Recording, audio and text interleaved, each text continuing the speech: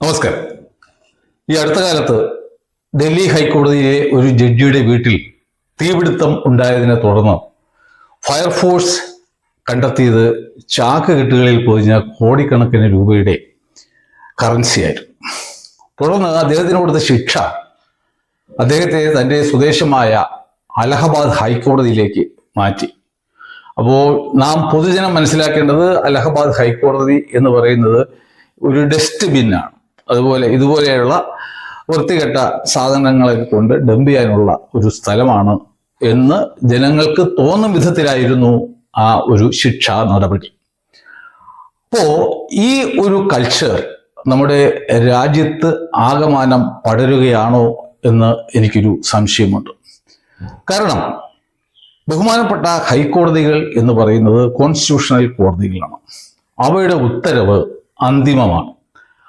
ആ ഉത്തരവുകൾക്കെതിരെ ഒരു അപ്പീൽ നൽകണമെങ്കിൽ നാം ബഹുമാനപ്പെട്ട സുപ്രീം കോടതിയെ സമീപിച്ച് ഒരു സ്പെഷ്യൽ ലീവ്, അതായത് പ്രത്യേകാനുമതി വാങ്ങിയതിനു ശേഷം മാത്രമേ അതിനെതിരെ ഒരു അപ്പീൽ പോലും നൽകാൻ സാധ്യതയുള്ളൂ. കാരണം പ്രഥമ ദൃഷ്ട്യാ തന്നെ ഈ കോടതി വിധിയിൽ ഒരു തെറ്റ് കടന്നുകൂടിയിട്ടുണ്ട് എന്ന് സുപ്രീം കോടതിക്ക് ബോധ്യപ്പെട്ടാൽ മാത്രമേ സുപ്രീം കോടതി അത്തരത്തിൽ ഒരു പ്രത്യേക അനുമതി നൽകുകയുള്ളൂ.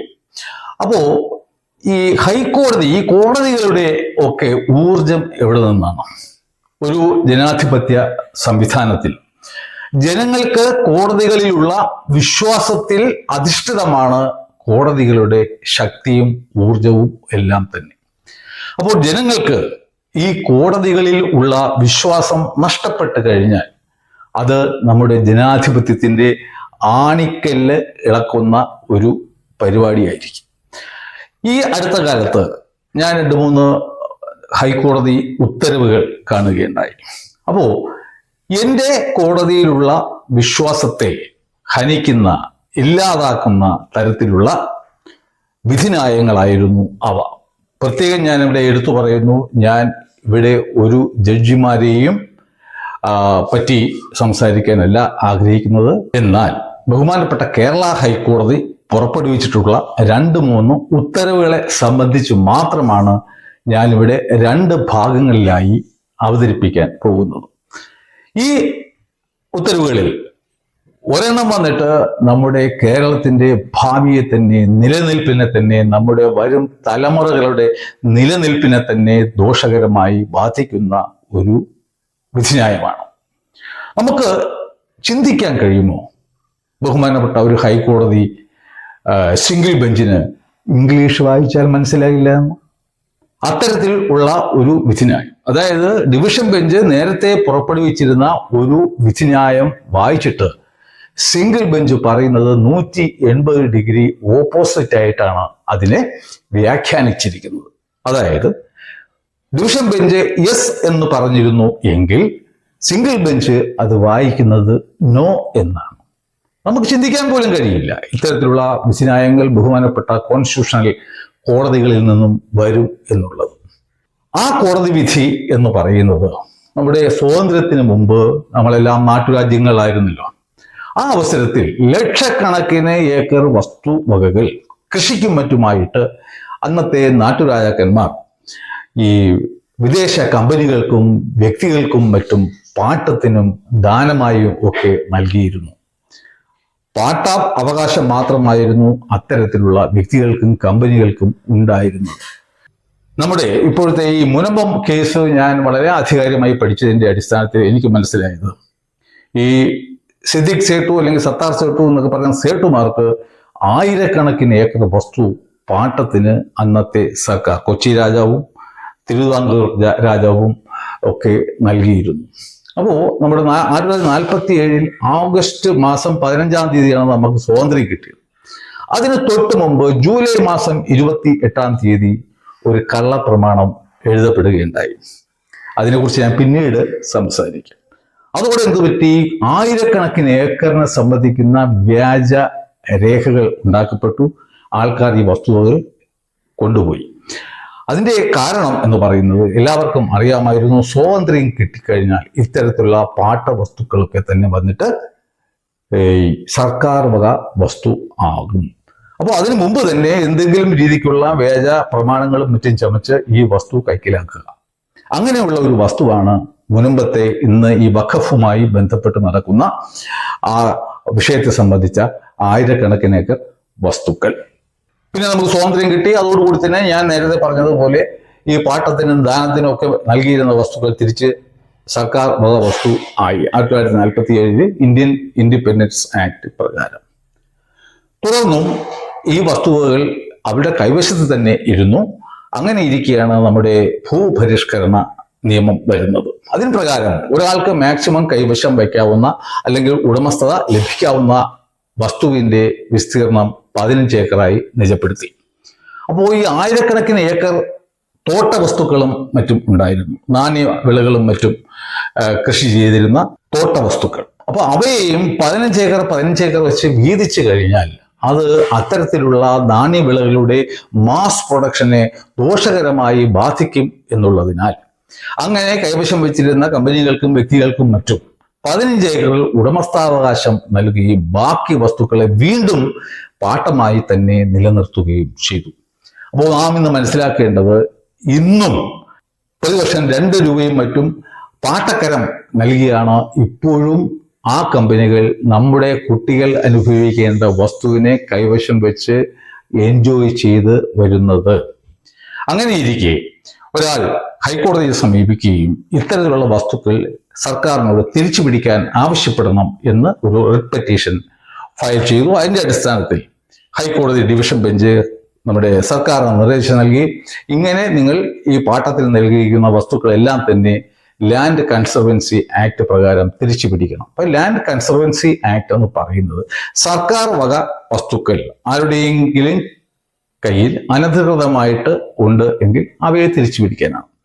അങ്ങനെ സർക്കാർ ശ്രദ്ധിച്ചു കേൾക്കണം, 4 ജില്ലകളെ സംബന്ധിച്ച്, അതായത് കൊല്ലം, പത്തനംതിട്ട, ഇടുക്കി, കോട്ടയം എന്നീ ജില്ലകളിലെ 29,000 ഏക്കർ തിരിച്ചു പിടിക്കാൻ ലാൻഡ് കൺസർവൻസി ആക്ടിന് കീഴിൽ നടപടി തുടങ്ങിയ അവസരത്തിൽ, ഇത് 4 ജില്ലകളെ സംബന്ധിച്ച വസ്തുക്കൾ മാത്രമായിരുന്നു.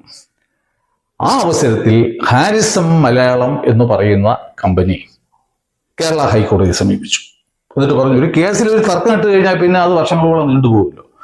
അവിടെ ഒരു തർക്കം വച്ചത് എന്താണെന്ന് വെച്ച് കഴിഞ്ഞാൽ, ഇത് ഞങ്ങൾക്ക് ഉടമസ്ഥതയുള്ള വസ്തുവാണ്, പാട്ടവസ്തുവാണ് എന്നുള്ളത് എല്ലാവർക്കും അറിയാം. എന്നാലും അവരൊരു വാദം ഉന്നയിച്ചത് ഞങ്ങളുടെ ഉടമസ്ഥതയിലുള്ള വസ്തുവാണ്, അതുകൊണ്ട് ലാൻഡ് കൺസർവൻസി ആക്ട് പ്രകാരം ഈ വസ്തുവിനെ ഏറ്റെടുക്കാൻ കഴിയില്ല. ലാൻഡ് കൺസർവൻസി ആക്ട് പ്രകാരം സർക്കാർ വസ്തുക്കൾ മാത്രമേ ഏറ്റെടുക്കാൻ കഴിയൂ എന്നായിരുന്നു അവരുടെ വാദം. അപ്പോൾ സർക്കാർ പറഞ്ഞു, അല്ല, ഇത് സർക്കാർ വസ്തുക്കളാണ്.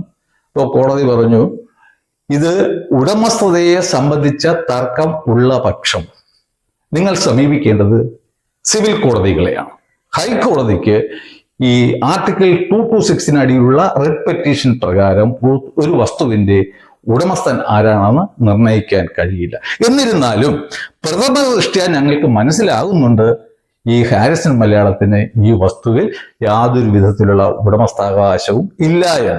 പക്ഷേ ഞങ്ങൾക്കത് പ്രഖ്യാപിക്കാൻ കഴിയില്ല, കാരണം ഈ റിട്ട് ജുറിസ്ഡിക്ഷന് അടിയിൽ ഞങ്ങൾക്ക് അതിനുള്ള അധികാരം ഇല്ല. അതിനാൽ നിങ്ങൾ സിവിൽ കോടതിയെ സമീപിക്കൂ എന്ന് സർക്കാരിനോട് പറഞ്ഞു. അപ്പോൾ സർക്കാർ വന്നിട്ട് ഏകദേശം 31ഓളം സിവിൽ കേസുകൾ, നേരത്തെ പറഞ്ഞ 4 ജില്ലകൾ, അതായത് കൊല്ലം, പത്തനംതിട്ട, ഇടുക്കി, കോട്ടയം എന്നിവയെ കൂടാതെ തിരുവനന്തപുരത്തെയും വയനാടിനെയും കൂടി ചേർത്ത് 31ഓളം സിവിൽ കേസുകൾ കേരളത്തിന്റെ വിവിധ കോടതികളിൽ ഫയൽ ചെയ്യുക ഉണ്ടായി. വീണ്ടും ഏകദേശം 3.5 ലക്ഷത്തോളം വസ്തുക്കൾ ഇതുപോലെ തിരിച്ചു പിടിക്കാൻ ഉള്ള പ്രാരംഭ നടപടികൾ, കേസ് കൊടുക്കാനുള്ള പ്രാരംഭ നടപടികൾ ഇപ്പോൾ സർക്കാർ തലത്തിൽ നടന്നു വരികയും ആണ്. അങ്ങനെ ഇരിക്കുകയാണ് നമുക്ക് എല്ലാവർക്കും അറിയാം നമ്മുടെ വയനാടുണ്ടായ ദുരന്തം. എല്ലാവരെയും നമ്മുടെ രാജ്യത്തെ തന്നെ കണ്ണീരാഴ്ത്തിയ ദുഃഖകരമായ ഒരു സംഭവം. അപ്പോൾ അവരെ ഈ പുനരധിവസിപ്പിക്കുന്നതിന്റെ ഭാഗമായി സർക്കാർ എൽസ്റ്റോൺ, ഹാരിസൺ മലയാളം എന്നീ 2 കമ്പനികൾ അവരുടെ കൈവശമുള്ള ഉടമസ്ഥതയിലുള്ള കൈവശമുള്ളതും ഈ ഇപ്പോഴുള്ള സിവിൽ കേസുകളിൽ ഉൾപ്പെട്ടിട്ടുള്ളതുമായ 2 പ്ലോട്ടുകൾ ഏറ്റെടുക്കാൻ തീരുമാനിച്ചു. വീണ്ടും ഈ ഹാരിസൺ മലയാളവും എൽസ്റ്റോൺ കമ്പനിയും ഹൈക്കോടതിയെ സമീപിച്ചു. അപ്പോൾ ഡിസാസ്റ്റർ മാനേജ്മെന്റ് ആക്ടിനടിയിലാണ് ഈ വസ്തുക്കൾ ഏറ്റെടുക്കാൻ തീരുമാനിച്ചത്. അപ്പോൾ അവർ ഹൈക്കോടതി പോയി പറഞ്ഞു, ഞങ്ങൾക്ക് ഈ സർക്കാരിന് വന്നിട്ട് ഈ ഡിസാസ്റ്റർ മാനേജ്മെന്റ് ആക്ടിന് അടിയിൽ ഈ വസ്തു ഏറ്റെടുക്കാൻ കഴിയില്ല, അത് താൽക്കാലിക അടിസ്ഥാനത്തിൽ മാത്രമേ ഏറ്റെടുക്കാൻ കഴിയൂ എന്ന് പറഞ്ഞപ്പോൾ ഹൈക്കോടതി പറഞ്ഞല്ല, ഈ ഡിസാസ്റ്റർ മാനേജ്മെന്റിന് കീഴിൽ ഈ സ്ഥിരമായ ഒരു അടിസ്ഥാനത്തിലും വസ്തുക്കൾ ഏറ്റെടുക്കാം, ആ വിഷയം കഴിഞ്ഞു. അപ്പോൾ കമ്പനിക്കാർ പറഞ്ഞു, എങ്കിൽ ഞങ്ങൾക്ക് പ്രതിഫലം തരണം, ന്യായമായ പ്രതിഫലം തരണം.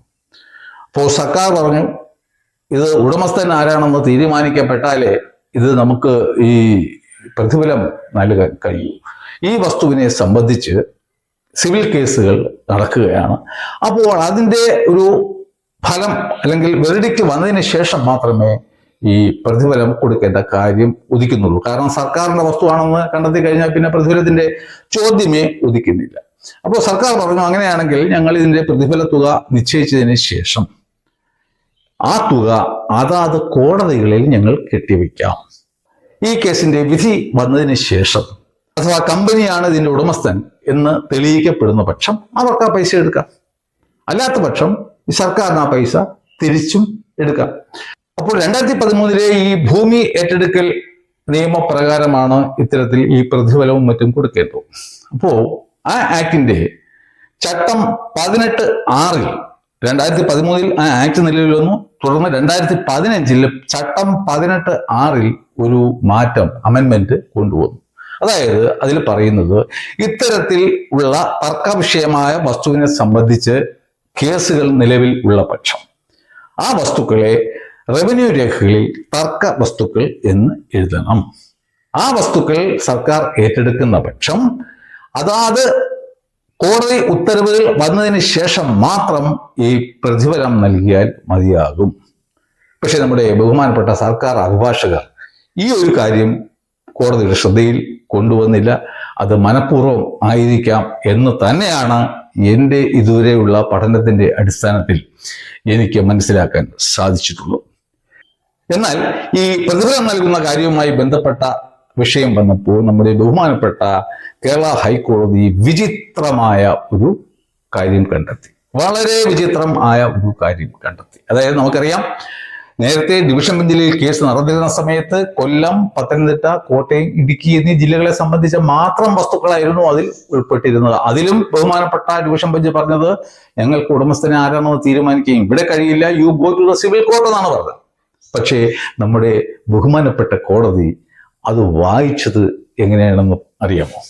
അതായത് ആ കേസിൽ ബഹുമാനപ്പെട്ട കേരള ഹൈക്കോടതി വയനാട് ജില്ലയിൽ കിടന്ന വസ്തു ആ കേസിൽ ഉൾപ്പെട്ട വസ്തുവയായിരുന്നില്ല. അതിൽ ഞാൻ നേരത്തെ പറഞ്ഞ പ്രകാരം 4 ഡിസ്ട്രിക്റ്റിലെ വസ്തുക്കളെ ഉണ്ടായിരുന്നു. എന്നാലും ഈ സിംഗിൾ ബെഞ്ച് കണ്ടെത്തിയത് വിചിത്രമായ കാര്യം എന്താണെന്ന് വെച്ച് കഴിഞ്ഞാൽ, ആ കേസിൽ ഡിവിഷൻ ബെഞ്ച് ഈ വയനാട്ടിൽ കിടക്കുന്നതും ഇപ്പോൾ സർക്കാർ ഏറ്റെടുക്കാൻ പോകുന്നതുമായ വസ്തുവിന് ഹാരിസൺ മലയാളത്തിന് പരിപൂർണ ഉടമസ്ഥത ഉണ്ടെന്ന് അസന്നിഗ്ധമായി പറഞ്ഞിരുന്നു എന്നാണ്. നമുക്ക് വിശ്വസിക്കാൻ കഴിയും. ഇത് ഇംഗ്ലീഷ് വായിക്കാനും മനസ്സിലാക്കാനും അറിയാവുന്ന ഏത് വ്യക്തിക്കും മനസ്സിലാക്കാവുന്ന സിമ്പിൾ ഇംഗ്ലീഷിലാണ് ബഹുമാനപ്പെട്ട ഹൈക്കോടതി ഡിവിഷൻ ബെഞ്ച് വളരെ വ്യക്തമായി പറഞ്ഞത്. ഞങ്ങൾക്ക് ഇതിൽ ഉടമസ്ഥാവകാശം നിർണ്ണയിക്കാൻ സാധ്യമല്ല, അതിനായിട്ട് നിങ്ങൾ സിവിൽ കോടതിയിൽ പോകും. അതിന് പ്രകാരം സിവിൽ കോടതി പോവുകയും ചെയ്തു. പക്ഷേ സിംഗിൾ ബെഞ്ച് പറയുന്നത് എന്താണ്? ഡിവിഷൻ ബെഞ്ച് പറഞ്ഞിരുന്നത് അതിൽ ഉൾപ്പെടാതിരുന്ന വയനാട്ടിലെ വസ്തുവിന്റെ ഉടമസ്ഥാവകാശം ഹാരിസൺ മലയാളത്തിനായിരുന്നു എന്ന് ഡിവിഷൻ ബെഞ്ച് പറഞ്ഞതായിട്ടാണ്. ഇത്തരം വിധികൾ ഇതുപോലെ ബഹുമാനപ്പെട്ട കോൺസ്റ്റിറ്റ്യൂഷണൽ കോർട്ടിൽ നിന്നും വന്നുകൊണ്ടിരുന്നാൽ, അനുസ്യൂതം വന്നുകൊണ്ടിരുന്നാൽ, എന്നെ പോലെയുള്ള സാധാരണ പൗരന് ഇവിടുത്തെ നിയമവ്യവസ്ഥയിലുള്ള വിശ്വാസം നഷ്ടപ്പെടും. അത് ഈ രാജ്യത്തിന്റെ ജനാധിപത്യ സംവിധാനത്തിനെ തന്നെ തകർക്കാൻ ഇടയാക്കും. അതുകൊണ്ടാണ് ഞാൻ ഈ വിധിന്യായത്തിലെ ഇത്രയും വലിയ ഒരു അപാകത എൻ്റെ പ്രിയപ്പെട്ട ജനങ്ങൾ അറിയാൻ വേണ്ടി ഞാൻ പറയുന്നത്. എന്നാൽ എന്താണ് സംഭവിച്ചത്? ഈ വിധി വന്ന ഉടനെ തന്നെ നമ്മുടെ ബഹുമാനപ്പെട്ട മന്ത്രി രാജൻ പറഞ്ഞു, ഇത് ഹൃദയമറിഞ്ഞുകൊണ്ടുള്ള വിധിയാണ്. ഹൃദയം ഈ പോക്കറ്റിന്റെ സ്ഥാനത്തായിരുന്നത് കൊണ്ടാണോ അദ്ദേഹം അങ്ങനെ പറഞ്ഞത് എന്ന് എനിക്ക് അറിയില്ല. എന്നാൽ ഈ വിധിന്യായം മലയാളികളുടെ ആത്മാവിനേറ്റ ഒരു കൂരമ്പാണെന്നാണ് എനിക്ക് പറയാനുള്ളത്. കാരണം ലക്ഷക്കണക്കിന് ഏക്കർ വസ്തുക്കൾ ഇനിയും ഇതുപോലെ സർക്കാരിന് തിരിച്ചു പിടിക്കേണ്ടതുണ്ട്. അത് എന്റെയും നിങ്ങളുടെയും ഒക്കെ വരും തലമുറ അനുഭവിക്കേണ്ടതാണ്. ഇത്തരത്തിൽ ഒരു വിധി വന്നു കഴിഞ്ഞാൽ ഇനി ആ വസ്തു തിരിച്ചു പിടിക്കാൻ സിവിൽ കോടതി സമീപിക്കാൻ സാധിക്കുമോ? ഹൈക്കോടതി ഇത്തരത്തിൽ ഒരു ഫൈൻഡിങ് നടത്തിയ അവസ്ഥയിൽ സിവിൽ കോടതികൾക്ക് ഇനി എങ്ങനെ പറയാൻ പറ്റും അല്ല ഇത് സർക്കാർ വസ്തു ആണെന്നോ? അപ്പോ നമ്മുടെ നാട്ടിന്റെ നിലനിൽപ്പിനെ തന്നെ ബാധിക്കുന്ന ഈ കൊച്ചു കേരളത്തിലെ ഏകദേശം 4 ലക്ഷത്തോളം ഏക്കർ വസ്തു എന്ന് പറയുമ്പോൾ അതൊരു നിസ്സാര കാര്യമല്ല. എല്ലാവർക്കും അറിയാം. ഇവിടെ ഏറ്റവും കൂടുതൽ ജനസാന്ദ്രതയുള്ള സംസ്ഥാനങ്ങളിൽ ഒന്നാണ് കേരളം. ഇവിടുത്തെ ഓരോ പിടി മണ്ണും വളരെ വിലപ്പെട്ടതാണ്. കൂടാതെ നമുക്കറിയാം ഇതുപോലെ ഈ ഹാരിസൺ മലയാളവും മറ്റും പല പല വ്യാജരേഖകളും പട്ടയങ്ങളും മറ്റുമൊക്കെ ചമച്ച് ഉണ്ടാക്കിയെടുത്ത് ഒരുപാട് ആയിരക്കണക്കിന് ഏക്കർ വസ്തു അനധികൃതമായി മറ്റാൾക്കാർക്ക് കൈമാറ്റം ചെയ്തു. അങ്ങനെ ഉള്ളതാണ് ഒന്നാണ് ഈ Cheruvally estate, gospel four Asia. ഇതൊക്കെ നമ്മുടെ സർക്കാർ വക വസ്തുവാണ്. ആ ചെറുവള്ളി എസ്റ്റേറ്റും ഇപ്പോൾ സർക്കാർ പൈസ കൊടുത്ത് വാങ്ങി എയർപോർട്ട് ഉണ്ടാക്കാൻ പോകുന്നു എന്നൊക്കെ പറഞ്ഞ് കേൾക്കുന്നു. അങ്ങനെയാണ് എങ്കിൽ നമ്മുടെ നാട് എങ്ങോട്ടാണ് പോകുന്നത്? എന്താണ് കോൺസ്റ്റിറ്റ്യൂഷൻ? എന്താണ് കോൺസ്റ്റിറ്റ്യൂഷണൽ കോർട്ട്?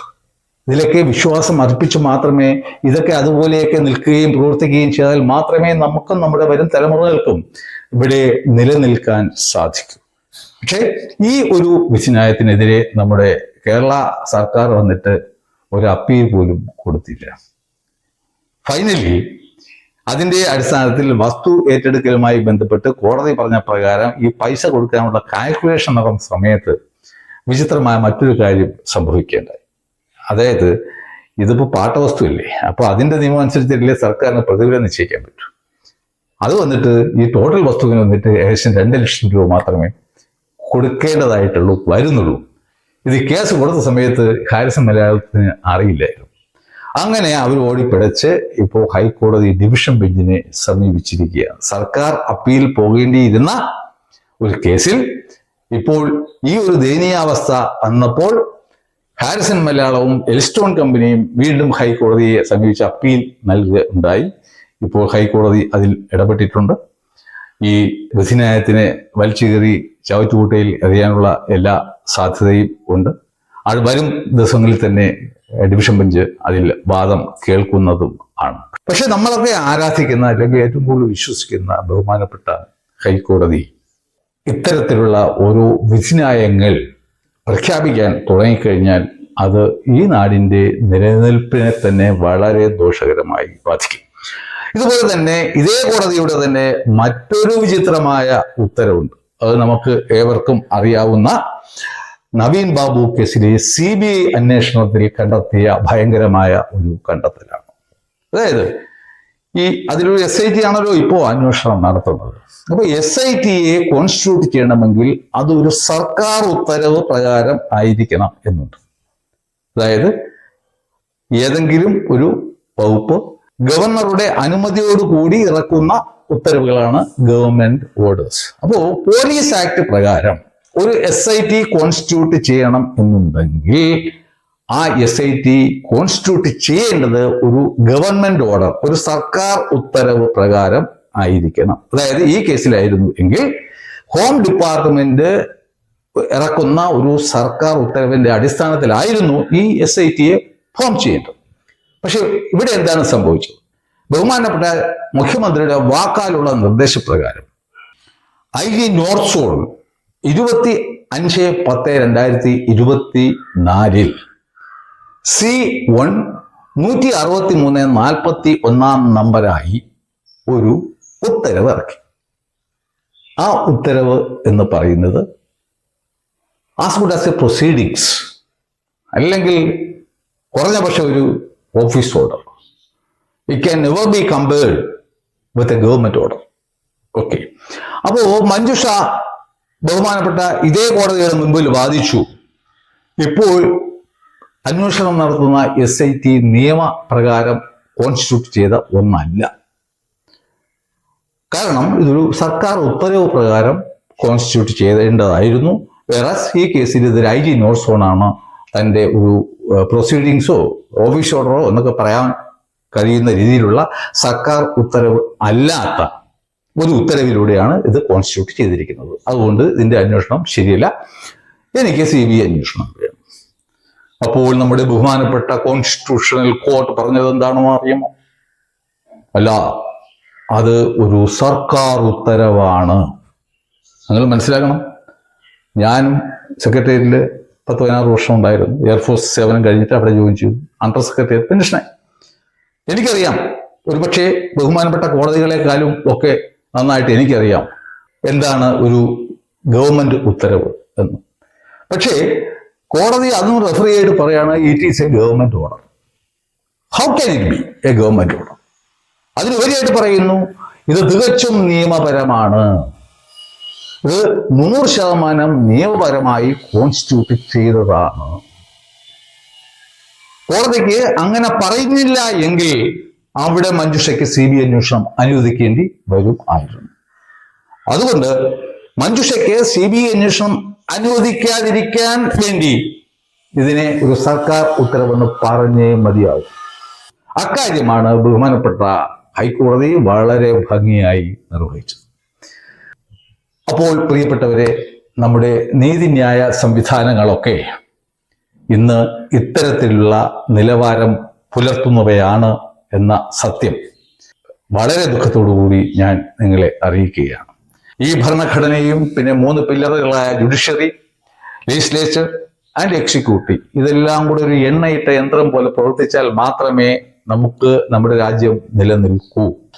എന്നെ സംബന്ധിച്ചോളം ഇനിയിപ്പോൾ എന്താ, വളരെ കുറച്ച് ദിവസങ്ങൾ മാത്രമേ ഒരുപക്ഷെ ആയുസ് കാണത്തുള്ളൂ. പക്ഷെ വരും തലമുറകൾക്ക് ഇവിടെ ജീവിക്കണ്ടേ? അപ്പോൾ ഇത്രയും ഉന്നത സ്ഥാനമുള്ള ബഹുമാനപ്പെട്ട ഭരണഘടനാ കോടതികൾ ഇങ്ങനെയൊക്കെ പ്രവർത്തിക്കാൻ തുടങ്ങിക്കഴിഞ്ഞാൽ നമ്മുടെ രാജ്യം അപകടത്തിലേക്കാണ് നടന്നു തുടങ്ങിയിരിക്കുന്നത് എന്ന് നാം ഏവരും മനസ്സിലാക്കണം. ഇത്തരത്തിലുള്ള മറ്റൊരു വിധിന്യായവും ആയി ഞാൻ അടുത്ത എപ്പിസോഡിൽ നമുക്ക് വീണ്ടും കാണാം. ഞാൻ തിരഞ്ഞെടുക്കുന്ന വിഷയങ്ങൾ ഏത് രീതിക്കുള്ളതാണ് എന്ന് നിങ്ങൾക്ക് അറിയാമായിരിക്കും. ഈ വിവരങ്ങൾ ഇത്ര വസ്തുനിഷ്ഠമായിട്ട് നിങ്ങൾക്ക് കിട്ടുക എളുപ്പമല്ല. അതുകൊണ്ട് നിങ്ങൾക്കിത് ഇഷ്ടപ്പെടുന്നു എങ്കിൽ സബ്സ്ക്രൈബ് ചെയ്യാൻ മറക്കരുത്. അപ്പോൾ ഇത് മാത്രമല്ല, ഇനി ഞാൻ അടുത്തൊരു എപ്പിസോഡുമായിട്ട് വരുന്നുണ്ട്. അത് ഈ ശബരിമലയുടെ വിഷയത്തിൽ ബഹുമാനപ്പെട്ട സുപ്രീം കോടതിയുടെ 5-അംഗ ഭരണഘടനാ ബെഞ്ചിന്റെ സ്ത്രീകളെ പ്രവേശിക്കാൻ അനുവദിച്ചു കൊണ്ടുള്ള വിധി തെറ്റാണ്. കാരണം ഞാനൊരു 13 വർഷം the law of religious and charitable Hindu religious and charitable endowments പഠിച്ച ഒരു വ്യക്തിയാണ്. ഒരു കേസുമായിട്ട് സുപ്രീം കോടതി വരെ എനിക്ക് പോകേണ്ടി വന്നു. പക്ഷേ അതിൻ്റെ അടിസ്ഥാനത്തിൽ ഞാൻ നടത്തിയ പഠനത്തിലാണ് എനിക്ക് ആ ഒരു ഫാക്റ്റും കൂടെ കണ്ടെത്താൻ കഴിഞ്ഞത്. അതുകൊണ്ട് ആ വിഷയവുമായിട്ടും ഞാൻ നിങ്ങളുടെ മുമ്പിൽ അധികം താമസിയാതെ വരുന്നതായിരിക്കും. അതുകൊണ്ട് നിങ്ങളിത് സബ്സ്ക്രൈബ് ചെയ്യാൻ മറക്കരുത് എന്ന് വീണ്ടും അഭ്യർത്ഥിച്ചുകൊണ്ട് നന്ദി, നമസ്കാരം, വീണ്ടും കാണാം.